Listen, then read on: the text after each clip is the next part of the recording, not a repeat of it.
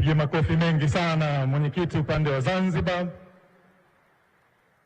Asante sana. Mara baada ya salamu hizo, Mheshimiwa mgeni rasmi, ninaomba uridhie sasa tupate ujumbe mahususi ulioandaliwa na kwaya ya Chuo cha Utumishi wa Umma ambao wapo pamoja nawe hii leo.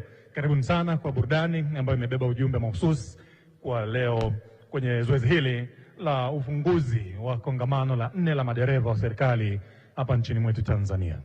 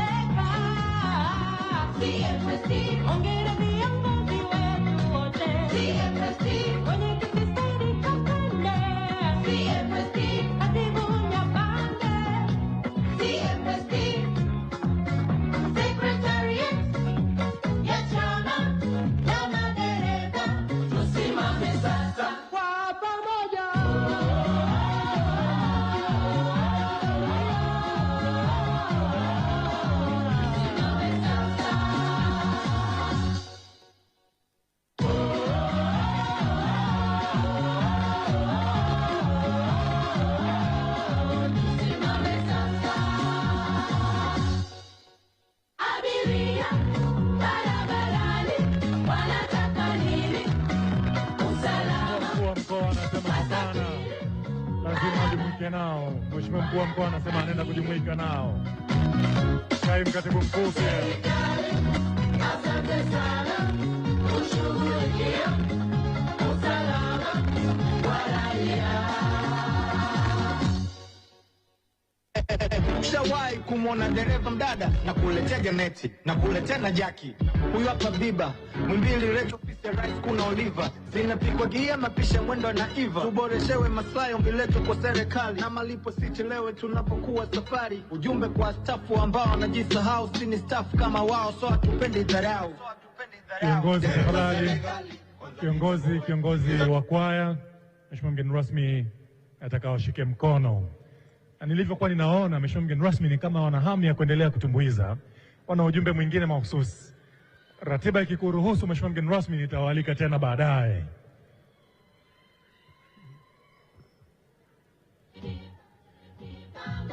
Asante sana madereva hoye. Mtoko wa madereva hoye. Hakika mmekishajihisha alichokisema Mheshimiwa mkuu wa mkoa kwamba huu kweli ni mtoko wenu na mnastahili kila alichokisema. Sasa ni saa ngapi na wapi mimi sijui.